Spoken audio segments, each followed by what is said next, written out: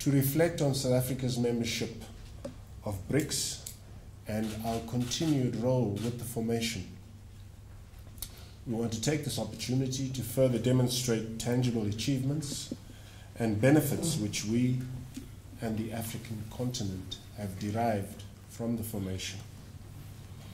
I must also state that from the onset, that whenever given a platform, we underscore that this formation is not meant to shun traditional partners.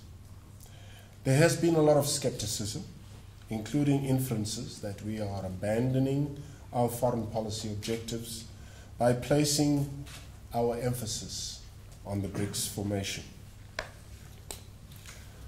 This is a platform for us to further clarify, particularly locating the BRICS within the broader realm of our foreign policy. Furthermore, I want to take this opportunity to remind you that the 10-year anniversary of the BRICS and our hosting of the summit in July this year takes place in a very important year.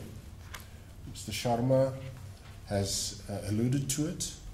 The year of Nelson Mandela, who would have turned 100 in 2018. We've just been elected to serve on the UN Security Council.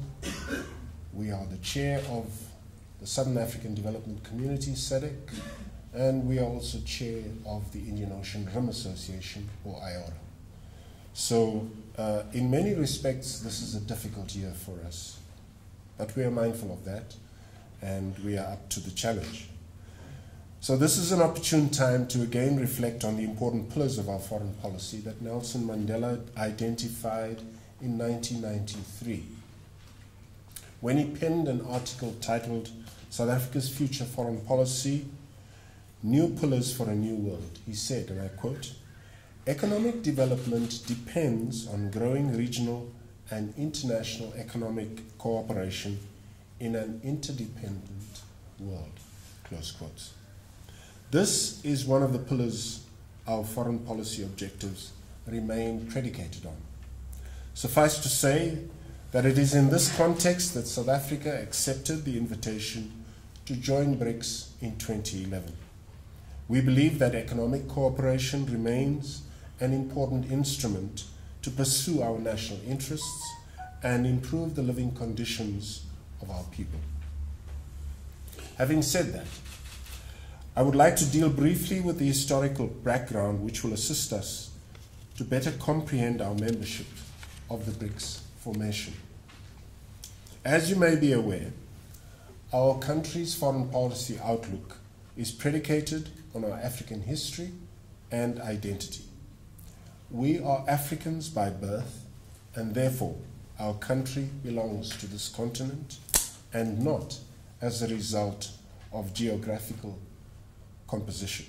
In the same vein, you will appreciate that Africans are part of the global South, comprised in the main by countries which were colonized and whose citizens were subjugated for a long time.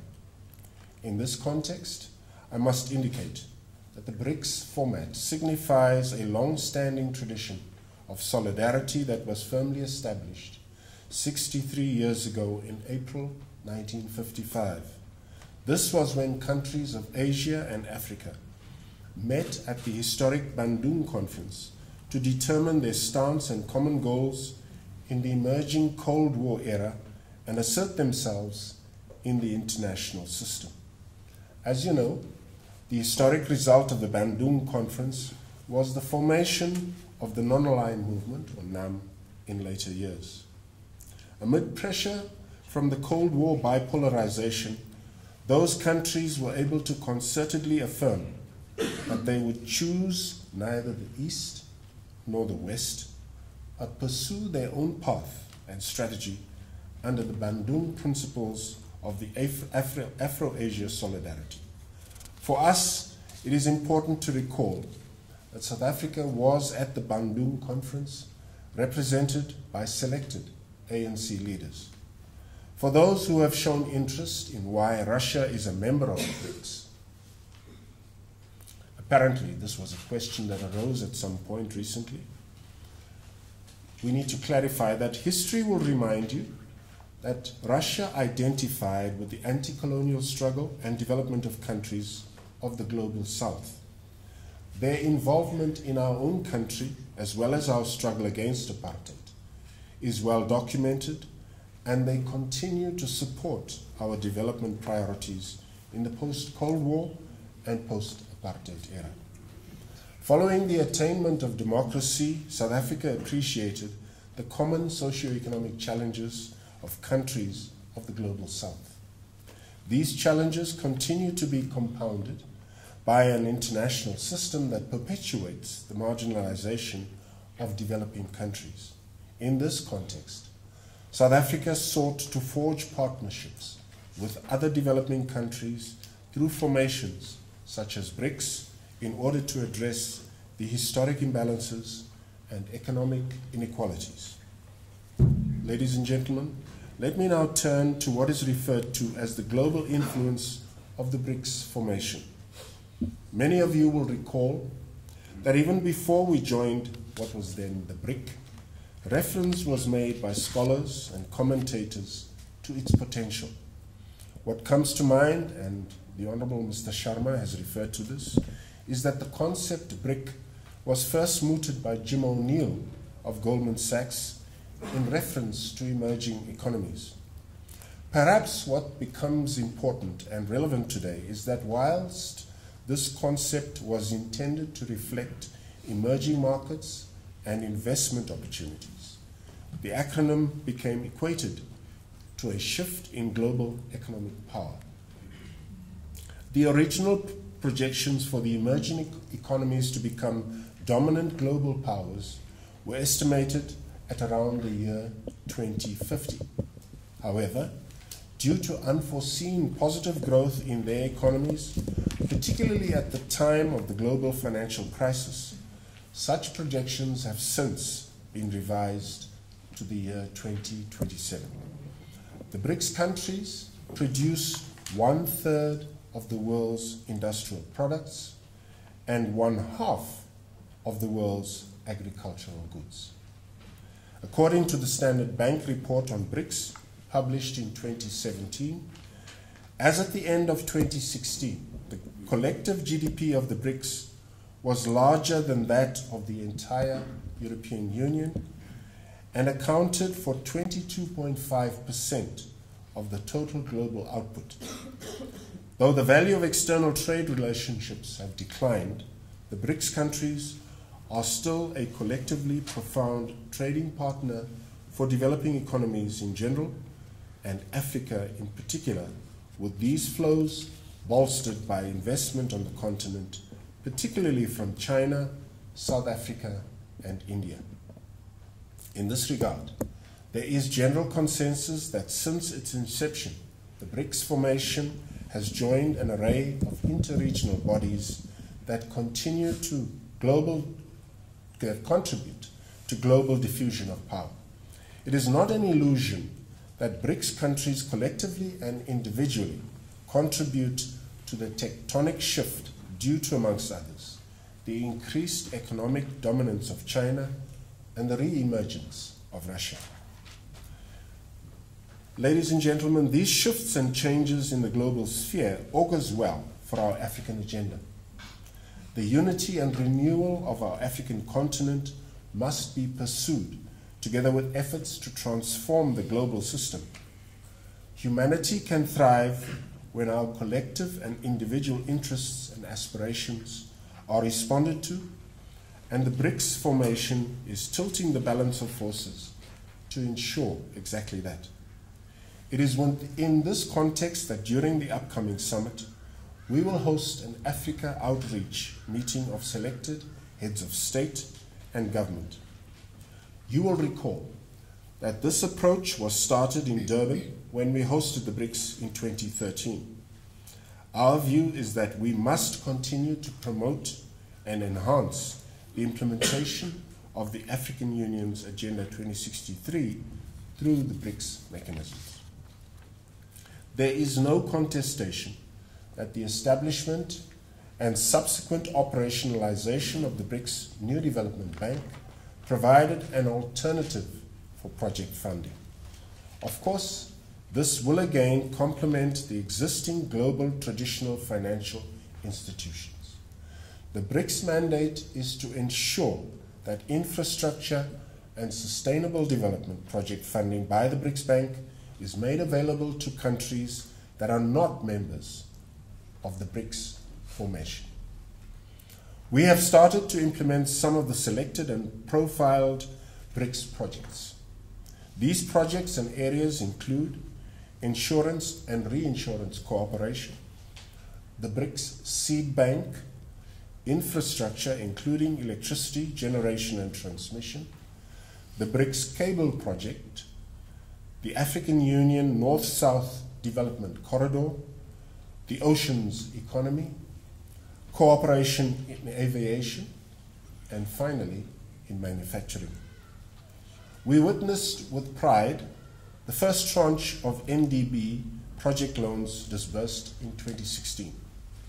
I recall that this tranche included a project on renewable energy amounting to $180 million to our own country, South Africa. This has enabled us to stabilize our electricity grid supply and keep much needed jobs through continued operations in our factories. There are those, and sad to say, who are already saying that the NDB could be the new World Bank. But as far as I know, this was not the objective of its creation. In May 2018, South Africa was granted an additional loan of $200 million by the New Development Bank for the expansion of the Durban port. But that's not why I'm here today. It is worth noting that thus far, the NDB has disbursed loans totaling $5.1 billion. So ladies and gentlemen, as we continue leveraging the opportunities provided by the BRICS formation, we must ensure that we infuse and harness youth dividends. Now I know that the Honorable Mr. Sharma also referred to this, but it's worth repeating. Young people represent 66% of South Africa's population, and the challenge at hand is how to harness their collective potential to be productive and contribute to the growth of an inclusive, knowledge-driven industrial economy. In the continent, the rate the youth account for is 60%. The biggest nightmare I have is the fact that we have so many students leaving universities like this as graduates with postgraduate degrees, and they have to walk the streets for a long, long time as unemployed. Gives me nightmares. In his maiden State of the Nation address, President Ramaphosa gave clear direction on youth empowerment, a message that will cascade to all the facets of the 10th BRICS Summit when he said, and I quote, "Our most grave and most pressing challenge is youth unemployment. It is therefore a matter of great urgency that we draw young people in far greater numbers into productive economic activity. Young South Africans will be moved to the center of our economic agenda," close quotes. Program Director, I'm certain that this can be achieved within the ambit of the intra-BRICS cooperation work program as contained in the BRICS Action Plan. Similarly, we want to see deepened engagements with the South African BRICS Business Council, the BRICS civil society, and academic community. In 2017, China innovated on the traditional outreach approach by introducing the concept of BRICS Plus, which entailed a dialogue with emerging markets and developing countries.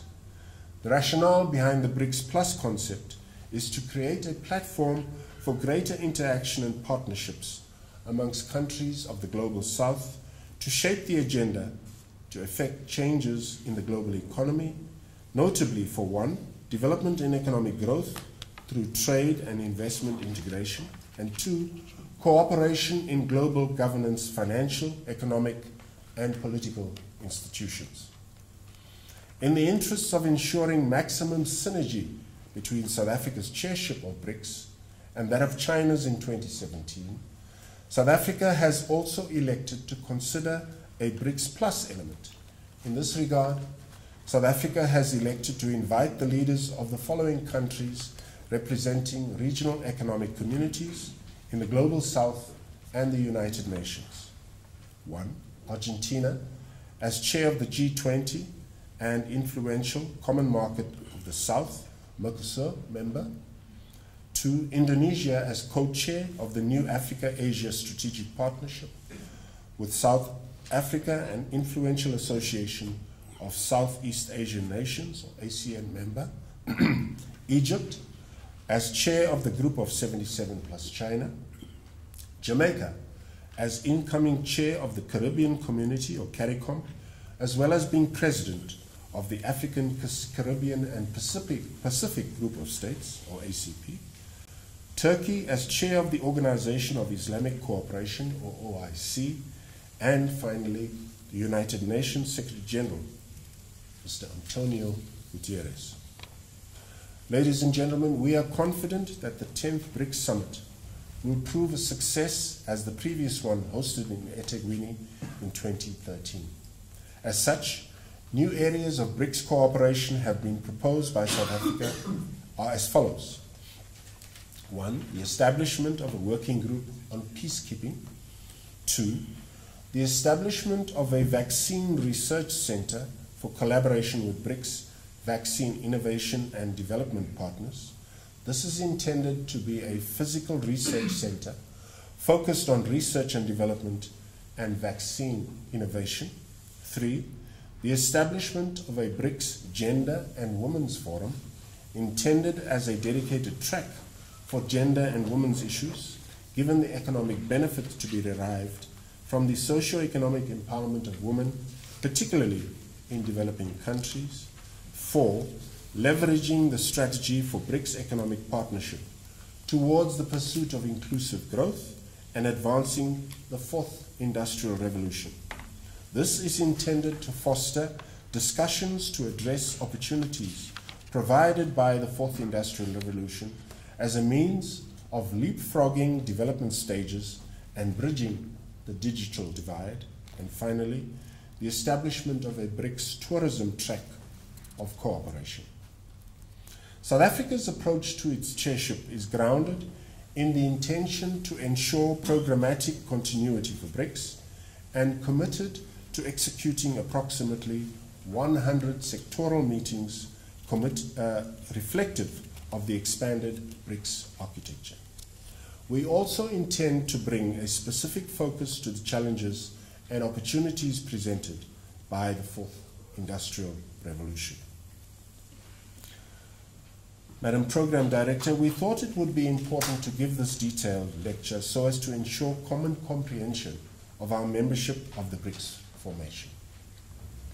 I want to conclude by stating that individually and as a collective, we are conscious of challenges such as insecurity, growing uncertainties which are compounded by economic sluggishness. We believe that in the second decade of existence, the BRICS formation has gained sufficient experience to play a larger, active, and more constructive role in global affairs. We must build on the achievements recorded in the past decade and strive towards collective prosperity and contribute to the greater cause of humanity. We have stated on various platforms that our membership of the BRICS formation shall never be and should never be misconstrued as a negation of our relations with countries of the North. I therefore wish to underscore that this is a complementary mechanism which has already proven to be beneficial to its members and certainly will benefit the African continent.